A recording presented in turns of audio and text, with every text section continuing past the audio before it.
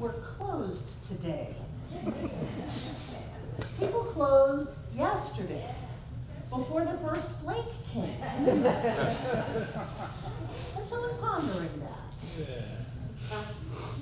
it occurred to me that sometimes we let outer circumstances dictate who we are, how we're going to feel, and what we're going to do.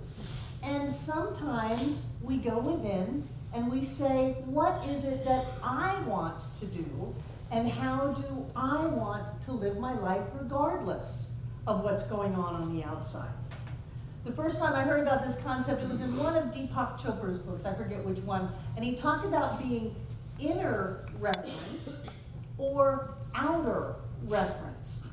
And if you're outer referenced, what you're looking at is, I am my job, I am my gender, I am my money, I am my friends, I am my stuff, I am what I get to do, I am these outer things. The problem with that is that if you lose those outer things, then you don't know who you are.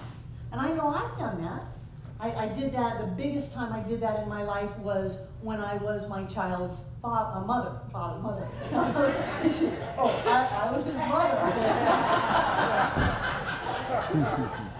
I was living in Oregon, and he really wanted to live with his father. He was very close to his dad, and I had done a lot of forgiveness work by studying the Science of Mind teachings, and so I let him go and live with his dad, and then I was lost because I had been his mother for 5 years and pretty much nothing else. And so I had to find out who I was all over again.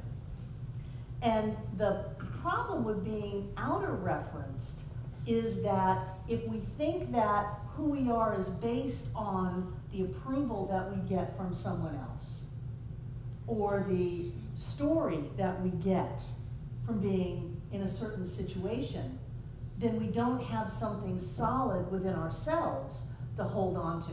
And that's why when people come to me and say, they left me, I lost it all, I go, great. Because now you can find out who you are without all of that other stuff.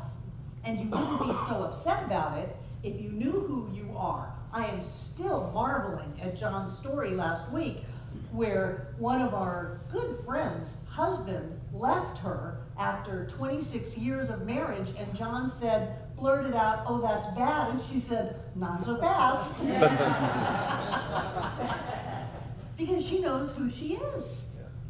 And so why would we ever want to be with someone who doesn't want to be with us? That's nuts. Literally. That's a psychological diagnosis of nuts. So we learn in the Science of Mind to be inner referenced. We know that there's a power and a presence within us that is God itself, that we are spiritual beings having a human experience, and that the outer is simply a reflection of the inner. And so if we want to secure the outer, we secure the inner. And so we establish a firm foundation of this is who I am. This is the life that I'm going to live. This is how it's going to be. This is how I'm going to feel. And it doesn't matter who does what or what happens. One of my favorite quotes from Ernest is, nothing is real unless you make it real. Nothing can hurt you unless you allow it to hurt you. Refuse to have the feelings hurt. Refuse to receive anyone's criticism or condemnation. This is not conceit.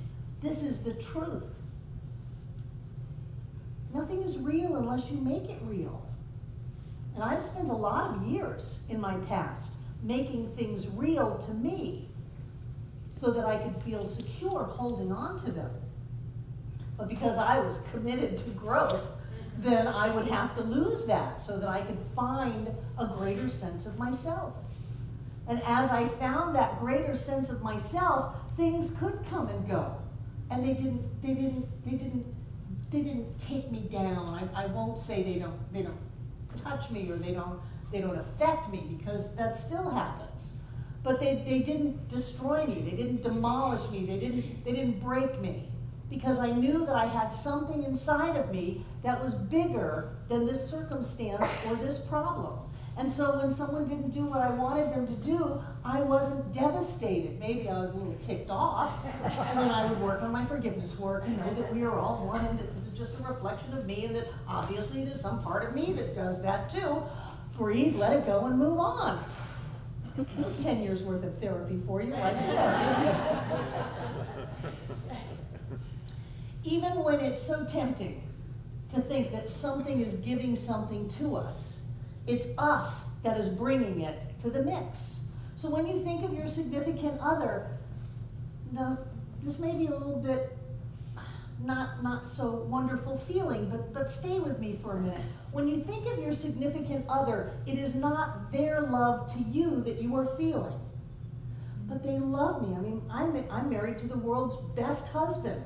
No offense to anybody else, but for me, he's the best husband, and I feel so loved in his presence. He loves me so wonderfully. He brings me coffee every morning of my life when he is in the same town. He brings me coffee in bed. That's what he does. But that's not his love that I'm feeling. It is my love in his presence.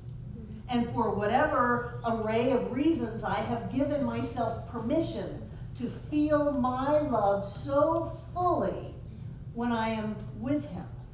But that's my love coming back. And when it's my love, nobody can take it away from me. Nobody can use it to hold me hostage. Nobody can blackmail me with it. It's my love that I bring to the mix, that I experience in that presence. It is my love. And when I can claim that, then I can love for all I'm worth. I can love with all I've got, because I don't have to worry about somebody pulling it back or someone looking disapprovingly at me. That's my love. I bring it with me. We bring everything with us. I do so try to take my minister's hat off, but I think it's super glued on.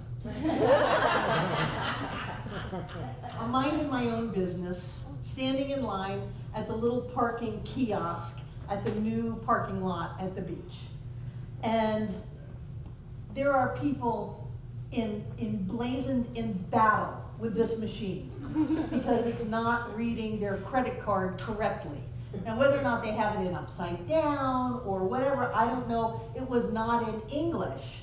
So all I could do was get the gist of their anger at this machine, and more of their friends came and joined in the battle with this machine to try to get this little slip that says, "Don't give me a ticket," in this parking lot. And some guy walked up, and he's obviously not ever changed from being a hippie, lives kind of on the beach, looked that long blonde hair, dark tan. He was there just grinning. You know, I don't know why he was grinning. But he walked up and he was just so happy. He says, "This is so wonderful. You know, they're having a blizzard up north. Look at this. This is so wonderful to be here." And he said, "This is a happy place." I tried to let it go. I tried to just be in the moment with him, to step away from all of this other upset and just to let this be a happy place, but I couldn't.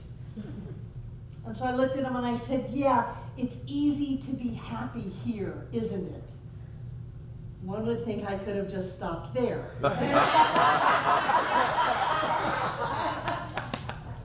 But I said, because my commitment is to teach everybody, if they'll stand still long enough, to teach them something, I said, "But you know, we bring our happiness with us wherever we go. It's our happiness. But it's easy to be happy here, isn't it?" And he just looked at me like I was from another planet. Because we want to say that things bring us happiness. We want to say that relationships bring us happiness. We want to say that going to a certain geographical location brings us happiness. We want to say that getting what we want brings us happiness, but it doesn't. We have our own happiness. And what happens is when we give ourselves permission, because we're in this relationship, this thing's happening the way we wanted it to be, we've gone to this place, we open up to our own happiness. And then we are submerged and covered with our own happiness. But don't ever doubt that you brought it to the situation.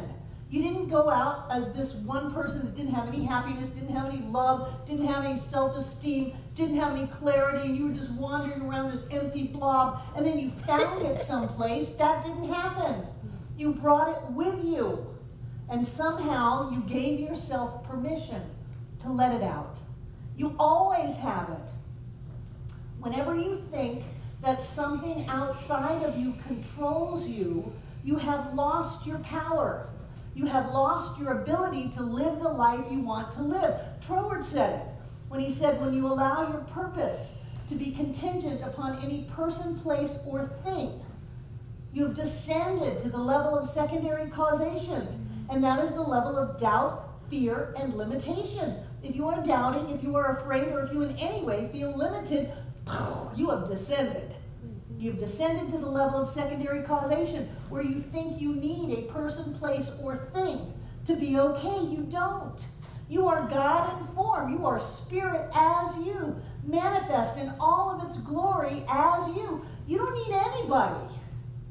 But isn't it wonderful to be with people and to let ourselves have the love go out from us and come back to us?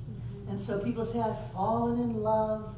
And I say, no, you've allowed yourself to feel the love that was always there.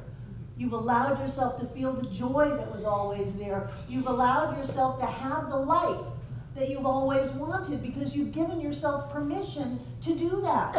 You didn't get it from a job. You didn't get it from a spouse. You didn't get it from a bank account. You didn't get it from the weather. You chose to allow yourself to experience that which you are, and you are amazing. You are amazing. And if you teach yourself how to think, you will be able to think yourself through to anything that you want because you've already got it. It's already inside. And if you think that somebody else has it, they can take it away. If you think that you've got to work long and hard to get it, you'll work long and hard until you give yourself permission to get it. But you didn't get it because you worked long and hard. You got it because you got yourself in a position where you said, okay, enough, I can have it now. You could just start off in the beginning and say, I can have it now. And then you get it. Because that's the way it works. It's amazing. One more quote. These are my favorite quotes. This is from Ernest. Such is the power of clear thought that it penetrates things. It removes obstructions. The reason being that there is nothing but consciousness, nothing but mind. The only instrument of mind is idea. See with perfect clearness and never become discouraged nor overcome by any sense of limitation. Know this, that the truth with which you are dealing is absolute. All of God, all of truth, all there is at the point of your recognition. All of God, all of truth, all that there is at the point of you.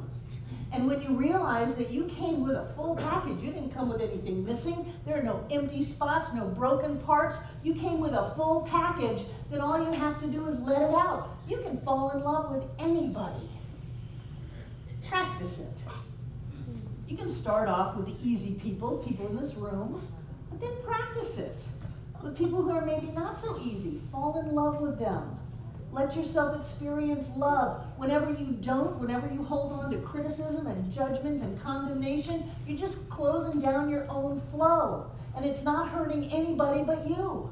So open up, practice loving, practice being happy, practice being in your joy, practice giving yourself permission to have the life of your dreams. You've already got it. It's already inside of you. All we have to do is be in a reference to open up and let it out. And so it is. Thank you.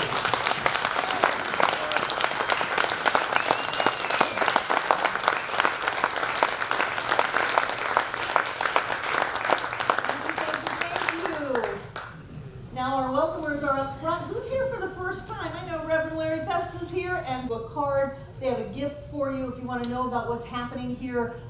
You can give us your name and address. If you want us just to email you, just put the email little checkbox on that, and we'll email you good stuff about who we are and what's going on. And welcome home. It's a good place to be. I'm glad you're here. So now, I'd like to invite our prosperity acceptors to come forward. Take out what you're going to give. Snow day, ha. Great.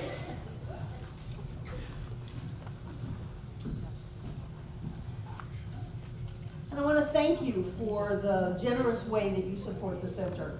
Whether it's checks in the mail, whether it's the auto program, whether it's watching online and going to PayPal, those of you watching online. I understand there are 10,000 of you this month. Please go to the Donate Now button, and you too can contribute to the good work of Center for Spiritual Living Asheville. We're doing great. We're a prosperous center because we have prosperous people that call this center home. So thank you for generously giving to the center. And what I like to do is open my hand, put the gift on it, and bring it to my heart. And know that God is the source of all supply. That money is God in action. Money is good. Money is a blessing in our life. And as it moves through us, it carries that energy of the divine with it, touching and blessing every place that it goes. And so I know that each of us is blessed with our giving this day, and that each of us is blessed in this flow of life, and that we come together to make this Center for Spiritual Living Asheville all that it was ever meant to be. It is a place of peace, a beacon of light, a tower of strength, and a fountain of wisdom that touches the lives of all who call it home. And we'll repeat our investment affirmation together aloud.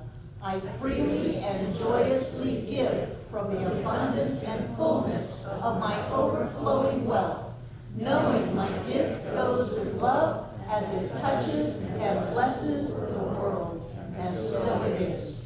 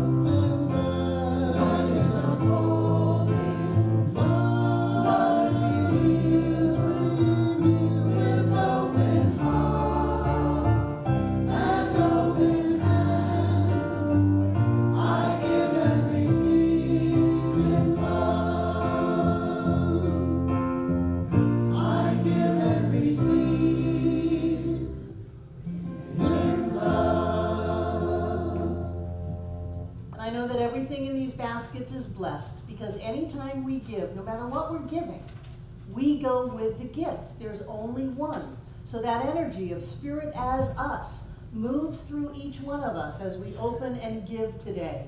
I see it as golden light that pours forth through each one of us, filling up this room from the floor to the ceiling, all between the walls. This air is rich and blessed with God as us. It touches us, it blesses us, it heals us right here and right now. And then it goes on out to surround this world, to touch, to bless, and to heal every being on this planet. Always here and always now, touching every one of us here today, everyone who's ever been here, and everyone yet to come. And so it is. Don't light it yet. Kids,